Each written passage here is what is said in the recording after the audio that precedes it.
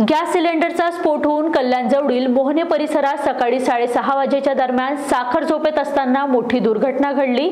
सिलेंडरच्या झालेल्या स्फोटामुळे घरातील 12 वर्षाच्या मुलीसह तिची आई, एक इसम असे 3 जण जखमी झाले असून त्यांच्यावर रुग्णालयात उपचार सुरू आहे।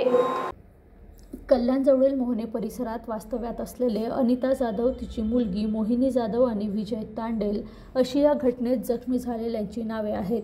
दरम्यान सकाळी कामावर जाण्यासाठी तयारी सुरू असताना घरात स्वयंपाक सुरू होता। याच वेळी सिलेंडरमधून गॅस लीक होऊन अचानक सिलेंडरचा स्फोट झाल्याची प्राथमिक माहिती आहे। यामुळे भडका घळून घरात असलेले 3 जण जखमी झाले आहेत। सिलेंडरचा स्फोट इतका होता की परिसरात यामुळे जोरदार हादरा बसला होता। यामुळे परिसरातील नागरिक भयभीत होऊन घराबाहेर आली होती।